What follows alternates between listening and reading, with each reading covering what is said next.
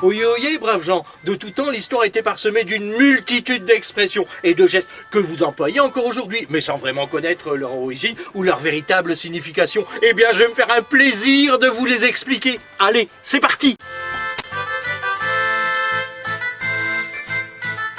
Aujourd'hui, nous allons voir une expression qui nous dit qu'un félin fait matou.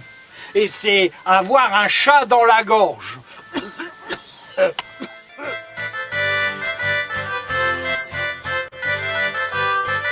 De nos jours, vous utilisez cette expression pour dire que vous avez une gêne dans la gorge, que vous êtes enroué.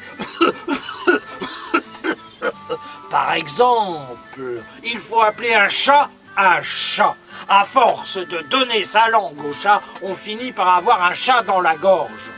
Mais d'où vient cette expression ?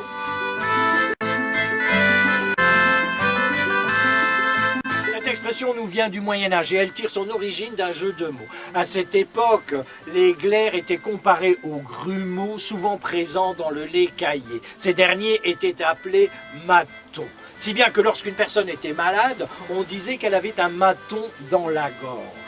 Puis, par comparaison avec les amas de poils laissés derrière eux par les chats, et aussi le surnom donné à ce félin, cette expression s'est transformée avec humour en « avoir un matou dans la gorge ». Puis, au fil des siècles, elle s'est transformée en « avoir un chat dans la gorge ». Voilà d'où vient cette expression.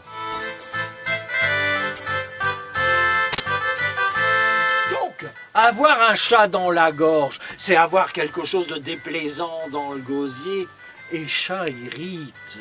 Mais alors, si j'ai un chat dans la gorge et que je mène une vie de chien et qu'en plus j'ai une fièvre de cheval qui me donne la chair de poule, dois-je prendre un sirop pour matou? Allez, au revoir et à bientôt. Au revoir.